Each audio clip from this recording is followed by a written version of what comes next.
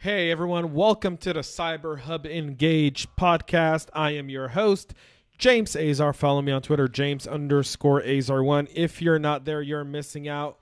Next Wednesday, I am starting a weekly conversation, hashtag CISO Talk, where you can tune in on Twitter, ask questions, interact with other cybersecurity professionals. Until we do that, though, you are watching the Ask James mailbag show. And we kind of skipped last week only because we were so busy with a few goodbye privacies that we really couldn't get to your mailbag. So I've got a super sweet mailbag today with some really cool questions. And some of these questions popped up over the weekend. And if you're not from Atlanta and you don't follow us on Facebook, Instagram, or Twitter at CyberHub Engage, or you're not following me, James_Azar1 on Twitter, you're really missing out. So over the weekend on Saturday morning, instead of going to the synagogue like I usually do, I ended up in the studio here in Midtown Atlanta at the Auto Insider Show talking about hacking cars. And from that, we got a few questions. It was a call-in radio show, great radio show. Thank you to Simone and Daryl for inviting me and having me on the show. I have not had that much fun on radio in a very, very long time. And the mailbag and the phone lines there kind of blew up. It was only an hour show, and so we couldn't get to all of them. So we took some of those questions down, had some of those people really kind of approach us on the mailbag. So we're going to get to some of those today. So if you are a Atlanta person who was listening to the show, we'll have the audio hopefully on Wednesday this week. That'll be on May 8th. And you'll be able to listen to some of the questions and the really great discussion Daryl and I had around smart cars and hacking cars. But before we get to that, let's get to our first question. Micah, what do you got for me today, brother? All right. First question. This is from Lyle from Atlanta. Lyle, go. Hi, James. I heard you on Audio Insider over the weekend. You were asked about smart cars and autonomous driving. What makes you think the car industry will transform this much in such a short time? So, Lyle, a few things. So this was a question that kind of came up during the show over the weekend where kind of, we're talking about, the whole car industry. And the car industry today is, well, if you guys know, I own the hashtag data cartels. But if you look at the car industry has forever been kind of a investment that we always lose money on. Simply, we buy a car, we lose 30% of value right when we drive off the lot on a 10% interest rate. And so you're upside down right away, 40% on the car that you just bought. And it continues to lose value every single month you own it. And the more damage or the more wear and tear it's got on it, the more damage it has. And so people were asking me, what do I think the future of the car industry is going to be all about? And to me, that looks like the car industry is going to end up being a smart car where software is really going to rule and hardware is no longer going to be kind of the central part of it. Today, design and hardware and a lot of those things kind of play into this. And in the future, I think cars are going to be all about software and how do they adapt to the grid. And safety will still be a factor, although I think that once we have autonomous driving vehicles on the road, I feel like car accidents are going to go down significantly simply because that'll just be the scenario. Cars are communicating with each other, so we won't have that issue. And that's why I think this transformation is going to be very, very quick because the advancement of autonomous cars is happening really quick. And eventually smart grids and everything else is going to play a factor. And that's going to result in the industry transforming very quickly. There's going to be some growing pains around it. But I think that within 15 to 20 years, we'll kind of see that be the main frame of what's happening in the industry. Thanks for your question, Lyle. What do we got next, Micah? Our next question comes from Rachel from LA, California. Excuse me. I think you're talking about Sean from Toronto. Yeah. Okay. Sorry about that. Sean from Toronto. James, in the Amazon versus Walmart episode, you claim that both organizations are going after our information and habits. What can we do to defend our privacy? Sean from Toronto. Awesome. So Mike and I are looking at the same sheet of paper to make sure we're on the same page. So Micah trying to do a little too much there, folks. So Rachel will get to your question next. But for now, Sean, so yes, if you're not watching, if you haven't heard the Goodbye Privacy episode on Amazon versus Walmart, it's something I think you should tune into and give a listen to, simply because we talk about one of the main aspects of it, which is both of those companies are going after our e-commerce business. They want it bad, and they have to get more information on us in order to be able to serve us better. Having said that, I will say this whole aspect of them kind of coming after our information and what can we do?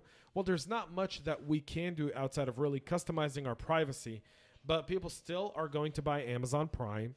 People are still going to shop at Walmart because prices rule and distribution rules. And I think I read an article this morning that said Amazon can one day deliver to 70% of the U.S. population as of today. And most people that order Prime, 2-day Prime, end up getting their packages within a day. So you can only customize so much of your privacy. The question is, what are we willing to give up in our privacy in order to be served better? And that's kind of an individual question. I still think there should be some sort of regulation in place to ensure that at least our data is, one, secure, and number two, it's not being abused. But above that all, that's kind of where I stand on that specific question. Thanks for it, Sean. What do we got next, Micah? Next, we got Rachel from LA. Rachel says, I have a question about Amazon and capitalism.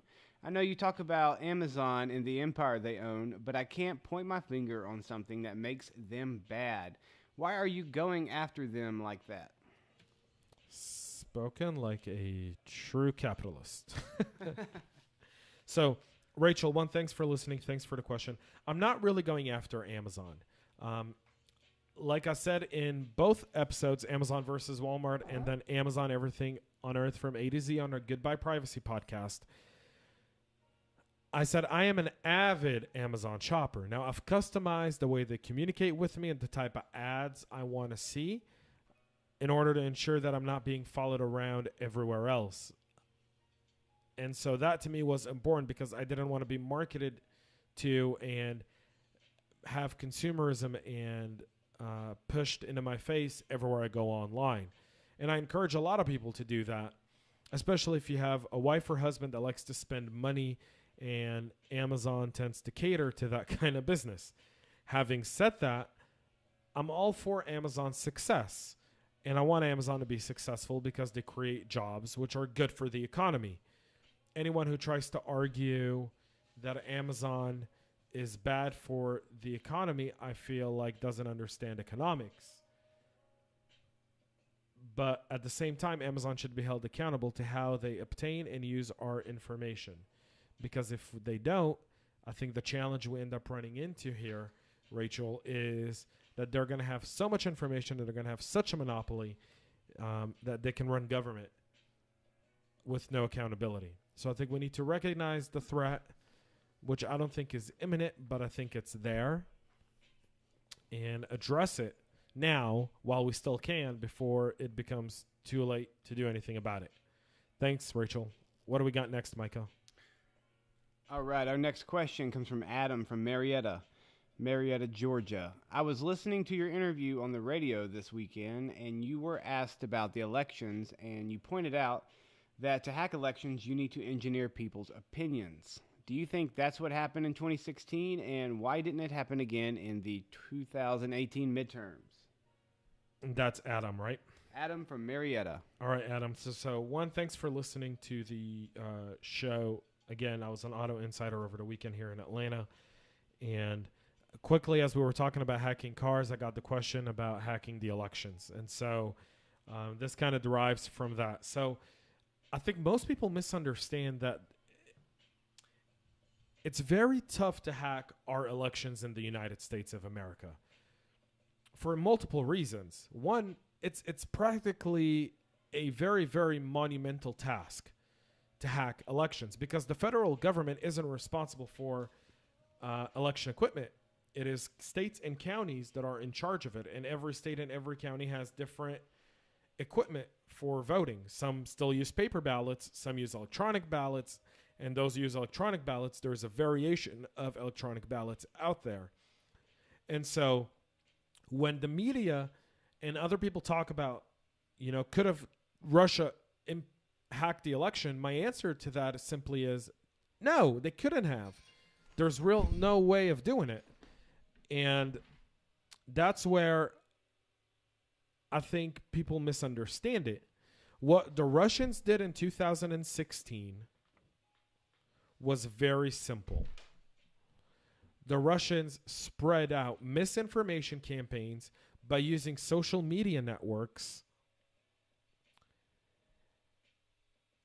And they did so by engineering our thoughts on a specific subject. Now, mind you, all they did was study how people get their news, study the population, and then do just that. They spread news to specific categories of people, whether it be sponsored posts, whether it just be pages that people liked, or whether it be groups that they had formed. And that's where I have an argument with these social media networks. But in 2018, we were prepared, and we knew what they were doing in 2016. There's facts to the fact that Obama and the White House knew what the Russians were doing and did nothing to stop it. And that's something for Congress and the authorities in the country to investigate. But Obama knew what was going on and did nothing about it. Trump, understanding that we needed to secure the midterm elections, put out a directive, and he changed a lot of the Obama cybersecurity directives when he came into office. We spoke about that previously in some of our earlier episodes here on CyberHub Engage. But U.S. Army Cyber Command went on the offensive in the week leading up to the midterm elections. And that was taking down Russian servers, taking down criminal organizations that were hired by the Russians to launch these kinds of attacks. And so that's what really stopped it from happening in 2018. And that was really kind of the bottom line of what happened in 2016. I'll be happy to touch more about that at a later date. Maybe we'll do an entire episode on it, on Goodbye Privacy in the future. Thanks for your question, Adam. Thanks for listening. Micah, what's the next question we have? And I think we've only got time for one more. All right. Over the weekend, Israel bombed Hamas cyber center as they were launching a cyber attack on Israel. Why not fend it off, and why bomb it? That's Eli from New York. So awesome. So if you've been on social media yesterday and today, if you're on Twitter, you've obviously seen the headline. The IDF advertised that on Sunday. IDF stands for the Israel Defense Forces. They bombed the building from which the Hamas cyber unit was operating from, essentially taking the whole unit out. And so to answer your question, why not fend off the attack technologically? I think the Israelis were doing a great job. There's been a fact that it's been pointed out that there has been no kind of cyber interference in Israel, but Israel understood that they were able to trace the Hamas central operation. And so realizing that they had it cornered, they had it on the map, and they had the opportunity, they decided to take down their entire cyber infrastructure, which I believe will be the future. So if you study in old kind of history books and old wars, one of the first things that an attacking country did on the other was take out their communication. And cyber is now just as important as your communication network. That's why there's a battle over the satellites in the sky and some of the kinetic and laser technology in space, simply because if China's able to shoot down satellites, they're able to eliminate communication between the U.S. and our bases and troops in other parts of the world. And so Israel taking it out is essentially kind of the precedent, the opening pitch of open war and traditional warfare on cyber units, where being behind a keyboard can now get you killed in an event of war.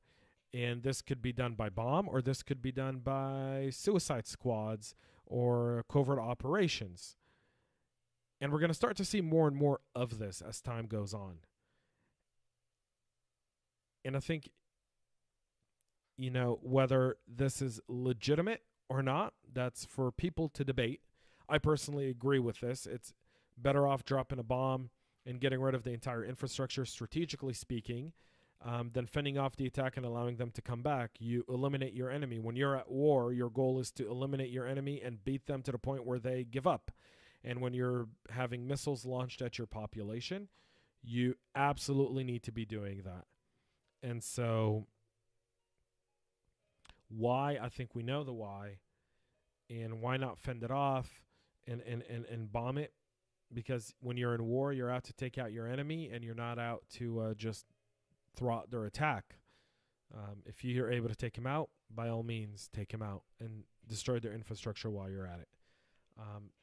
We had one more question, and so I'll read this off real quick and try to answer it in under 60 seconds.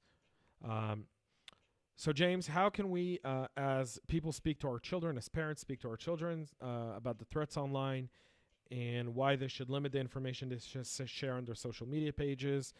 This is from Shelly from Austin. So, Shelly, I have a 13-year-old daughter. One of the things, when I spend time with her, I always tell her is be careful what you share, and who you're talking to.